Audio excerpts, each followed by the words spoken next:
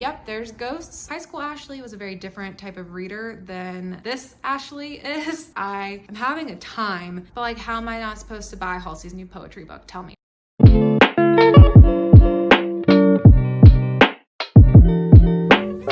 Welcome back to my channel. My name is Ashley and I like to talk about books, and today I'm going to be talking about all the books I read in the month of November. If you've seen my video where I go through my entire physical TBR and count how many unread books I own, you'll know that now I'm going to be doing these in a slightly different format where I will be tracking that number of physically unread books that I own and how many I read of those each month, or DNF or unhaul. So we're going to be doing some math in this video today. I also ended up reading some books that do not fall on my physical TBR because I listened to them as audio or loans from the library. Those numbers won't count, so it's going to be a little tricky, but stay with me. Basically, I read a total of 11 books this month. I'm also going to count the book I am going to finish by the end of this month. I'm filming this video a little early so that I can get it out, but I know I'm going to finish one more book, so I'll have read 12 books this month. I also DNF'd one book, and that was These Violent Delights. This was an audio book that I listened to through Scribd, so this is not part of my physical TBR number. I thought I would be really interested in this book. It sounded like it had a very interesting premise. It's about these two boys who are in college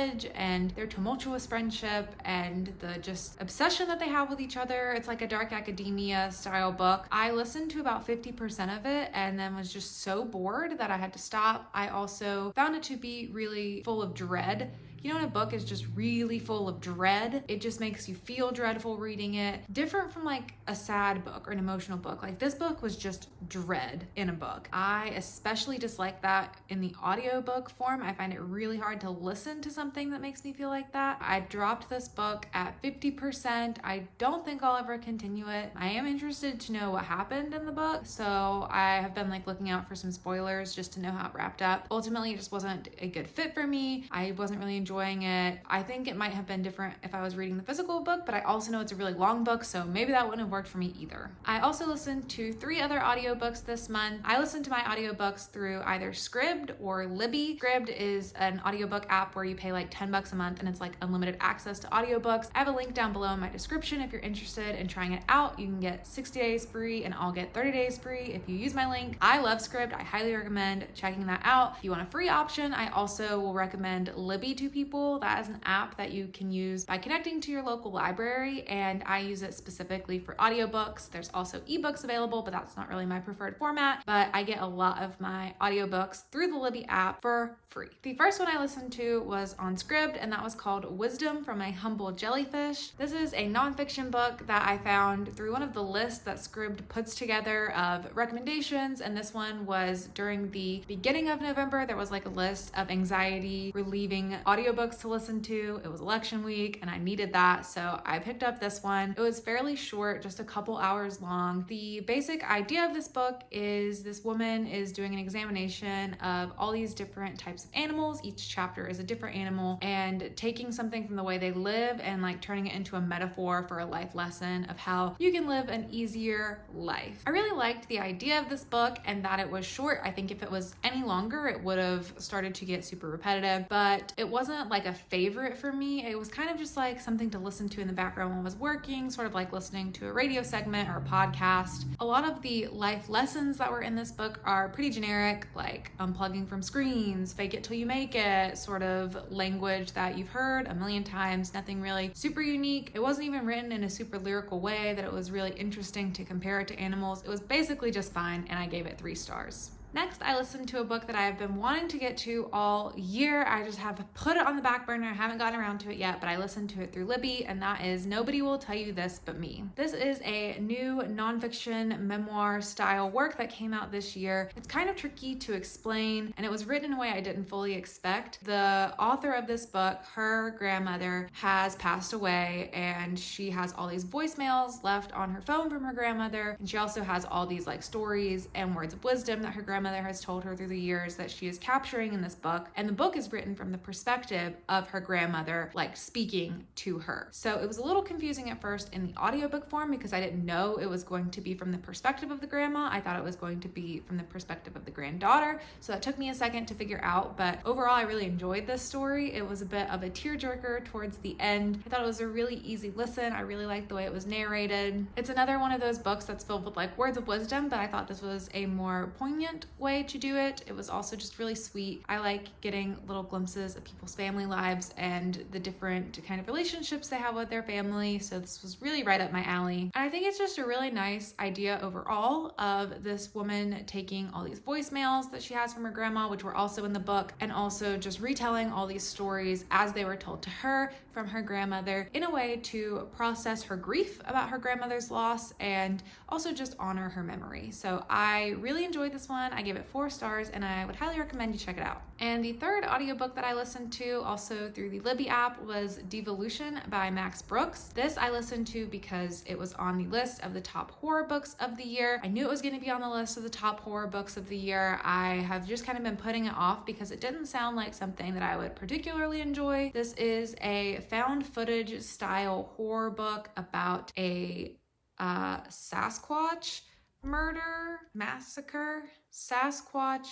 massacre. This book is from the same author who wrote World War Z, so it is sort of similar to that type of apocalyptic end of the world sort of feel, but this is a very contained story where it's just the end of this community. So basically you're following the perspective of this woman who left these notes, and you're reading through those notes in her last days being alive before the Sasquatches came and murdered them all, allegedly. When the book starts, there's like this talk about Mount Rainier and how it exploded and how that was such a distraction that when all this stuff started going on in this other community, people weren't really paying attention, people didn't come help them. I was honestly a little bit tricked in the beginning. I was like, wait, is this actually a real account of this happening? And he's trying to say like Sasquatches did it, but no, it's completely fictional. Don't let that fool you. I thought this was a fine story. It just really wasn't my thing. It wasn't for me. Not really into like creature horror or like found footage, apocalyptic type, or I don't think that's like my favorite style of horror. So I wasn't expecting to like this book very much, and I didn't. I thought it was just fine. It was 3 stars for me. I would still recommend it for other people if that's your thing. Definitely enjoyed the audiobook experience with this because there are different characters and different narrators, and there are like interview segments. So it's one of those sort of books that works really well in the audio format. So if you are going to read this book, I would recommend listening to it if you can.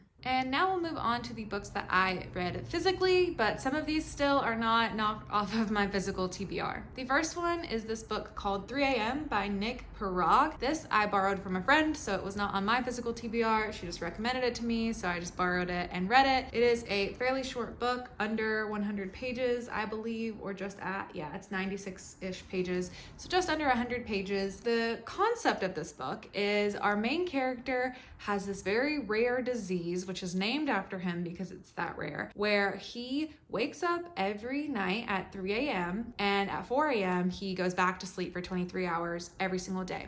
So he only has 1 hour to live every day, and it is at the 3 o'clock a.m. hour, which is a terrible time to be awake if you have any time. His life is really sad. He gets up, he eats a salad, he goes on a run, he showers, he eats chicken or something, and then he goes back to bed, and that's kind of it. His dad will come play cards with him sometimes, but anyways, I just thought that was an interesting kind of setup for the story, a very unique situation for a character to be in. This is a thriller story because one night while he is awake at his 3 o'clock hour, he is looking out his bedroom window because he hears a woman scream, and then he basically witnesses a murder across the street and sees the man come out of the home and get in his car. And that man, ladies and gentlemen, is the President of the United States of America.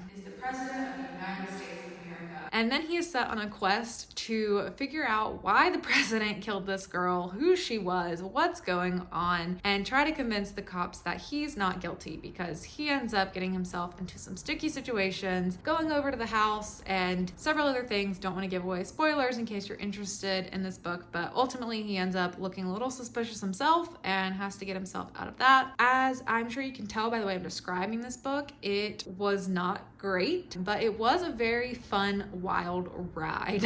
This is probably like a 1.5-star book. I think the only thing this book really brought me was entertainment. It was kind of like one of those silly movies you'll watch and you don't expect the movie to be good at all, but you're just bored, and so you're like, let me watch a silly thriller just to get through the next hour and a half. And that is exactly what this book provided me, so I'm not mad at it. It was a fun ride. If you're looking for something super well written, look elsewhere. And then I have 2 more books that I read that I physically own, but I didn't count these in my physical TBR video because I had them sitting on like where I put the books that I'm currently reading, and so I forgot to count them. So they don't count off of the total. I'd have to add these 2 and then just take them away, which doesn't really make sense. So I'll just tell you about them and then we'll start subtracting numbers after that. So the first one is Invisible Girl by Lisa Jewell. I have said in the past that I think Lisa Jewell is one of my favorite thriller authors, and reading this book proved that to be incorrect. I've been having some mixed feelings about Lisa Jewell since I read Then She Was Gone. I don't remember the exact order that I've read Lisa Jewell's books, but I know I read The Family Upstairs and Watching You in the first 2. I don't remember which one I read first, but those were the first 2 books I read by her.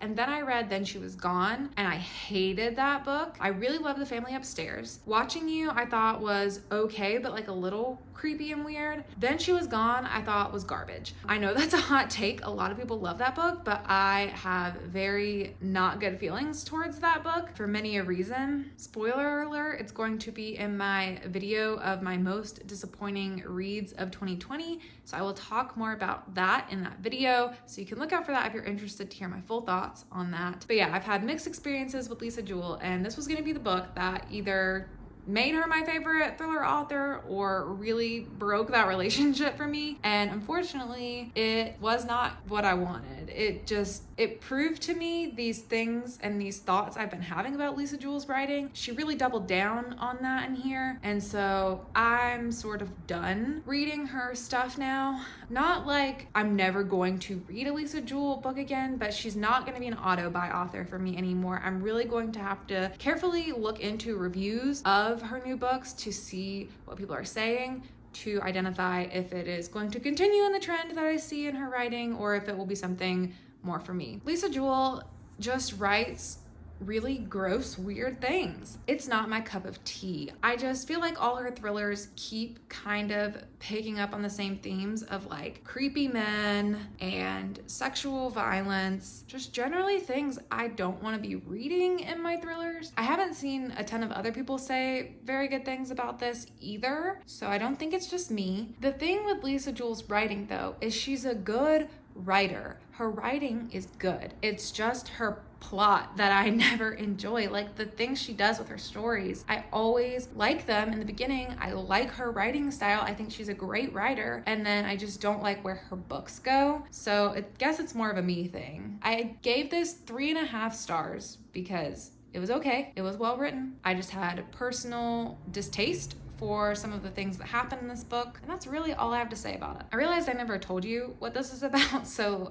it's kind of hard to explain the plot of this because there's a couple different characters and perspectives and things going on. So pretty much there's a family, a husband and a wife, and he's a psychotherapist. And across the street from them lives this creepy dude who is a teacher and is being accused of being inappropriate with the students, and so he's being suspended from his position. The family has a daughter as well, and then there is also an extraneous character named Sapphire who was a patient of the doctor, and she goes missing, and so it's all of their stories and what happened to Sapphire. I would never say like don't pick this book up. I don't think this is like a problematic book. I don't think Lisa Jewell is a problematic author. It's just not my taste anymore. The next 4 books that I have, I read for a readathon. The first is one that I did not count in my physical TBR, so we're not going to count this off, but the other 3 we will. All 4 of these books I read for the 1000 Doors readathon. It was like a choose your own adventure style readathon. I have a reading blog that I will link above and below that you can go check out to hear more about the readathon and my experience with these books, but I will quickly go over each of them. So the first one is Watch Over Me by Nina Lacour. I've never read a book by Nina Lacour, but I've heard really good things about her writing, and then I started hearing amazing things about this book, and all I really knew about it was something to do with ghosts, and so I was interested. I heard it was more contemporary though, so I wasn't expecting like a horror story, and this is not a horror story. This is more of a contemporary story of a girl who is dealing with trauma and grief and coming of age. After aging out of the foster care system, she goes to live on this farm with this couple who sort of takes in kids and helps them cope with things, and they have like jobs to do and they all live together there. And so she gets at the farm and you follow her through her time there, getting to know the other people and having flashbacks of her life. And yep, there's ghosts, and I really don't want to say too much about it because it's a pretty short book. It's really just a really fun journey to figure out what's going on in this book and piece it all together yourself, so I don't want to give too much away. But I thought this was a beautiful book. I thought it was so well done. I gave it 5 stars. It is one of my favorite books I've read in a while. I thought it was the perfect length. I thought it was written in such a beautiful lyrical way. I adored everything about it. I can't say enough good things about it. I say more good things about it in that blog if you want to hear more about it. Cannot recommend this enough. Really enjoyed it. Next we have Over the Woodward Wall by Deborah. This is, if you do not know, a short little book that is part of Middle Game by Shah and McGuire, same author, different pseudonym. And this story is about 2 kids, a boy and a girl, who are very different. One of them is more like relaxed and laid back and wild, and her parents are kind of like hippies and she's just super chill. And the other is a little boy who is very type A, very buttoned up, very much focused on doing the right thing and following rules. And they are both walking to school one day. They don't know each other. They end up encountering this wall. They have to climb over the wall, and then they're transported into this other type of world. They have to navigate together. They encounter some interesting characters and some challenges and some obstacles along the way. I thought this was fine. It wasn't really for me. It's a little young in the way it's written. I don't really know who this book is written for, to be honest. I don't know if this is written for adults, young adults, middle grade. I'm really not sure what the target audience for this book is. I think adults can enjoy it. I just wasn't really in the mood for it, I guess, so I just didn't get a ton out of it. It's kind of like The Wizard of Oz or Alice in Wonderland, kind of like if they had a child. That's sort of what this book would be. It's all about these kids learning about themselves, getting life lessons, learning to loosen up a little bit or straighten up a little bit. I thought it was fine. I gave it 3 stars. I have not read Middle Game yet. I'm still interested in reading that book, and I'm interested to see how the 2 books kind of fit together. I also read Check Please. This is a graphic novel about a young man who goes off to college and he joins the hockey team. He likes to bake. He's also a vlogger, and it's just a really cutesy little graphic novel. I think it was really good to read in the fall winter time because it is very cozy. I'm very interested to read the sequel, which I hope to do in December, hopefully. I can't remember exactly what I said about this book in my vlog. I probably undersold it a little bit. I really like this more and more the more distance I've had from it and the more time I've had to think about it. I think I gave it like a 3.5 stars. I was expecting more romance in this book. I thought it was gonna be a romance story, but it was more of like a coming of age story. But the sequel, I think, is more of a romance story, so I'm very interested to pick that one up. And I also read The Invisible Life of Addie LaRue by V.E. Schwab in that reading blog. This is a highly talked about book this year. Everybody's raving about it, and for good reason, because it is wonderful. I really love the atmosphere of this book, the vibes of this book. I love thinking about this book. It was written so well, and I'm such a character person, and the characters in this book were just written so well. They're so believable. I loved their stories. It was just amazing. I have a couple critiques for this book that I do talk about in that reading vlog. I gave it 4 stars, not 5, even though I'm raving about it. So you can go check out the vlog to see more about that. I definitely think this book is worth the hype that it gets. And then I have 3 other books that I've read this month. So the first one is The Glass Hotel by Emily St. John Mandel. I own that book physically. I just didn't go pick it up, and I don't feel like going to find it on my bookshelves for this video. But this was one of my 5-star predictions that I made a couple months ago. I just recently posted my reaction to those 5-star predictions, so you can check that out to see the wrap up on how that went. Spoiler alert, I was wrong about every single book I put on that list. None of them were 5-star predictions. recommendations. And The Glass Hotel itself, I gave 2.5 stars. I did not enjoy this book very much. The concept of this book is very interesting. If you've read Station 11 by Emily St. John Mandel, you might know her style is a little interesting, the way she writes about a lot of different characters in a lot of different times and the way they all kind of weave together to make her story. That style was present in The Glass Hotel as it was in Station 11, but I did not think it was executed as well in this story. I also was just really not invested in one of the big parts of the story, so then that made it difficult to enjoy the whole book. I was really interested in the first half of the book. The two main events that happen, there's a hotel and someone writes a message on the window that says you can swallow glass or you can swallow broken glass, something like that, some kind of hate message on the hotel. And then someone gets arrested for putting a major Ponzi scheme together. And so you read about a lot of different characters from both of those times, and of course they're connected, but I didn't know what the book was trying to say. I didn't know what I was supposed to get out of it. I didn't know how it was supposed to make me feel. I really did not enjoy reading about the Ponzi scheme. It was just really boring for me. So yeah, this one just was not for me. Another book that I didn't really enjoy this month was Heartbones by Colleen Hoover. I give this one 2 stars. This is the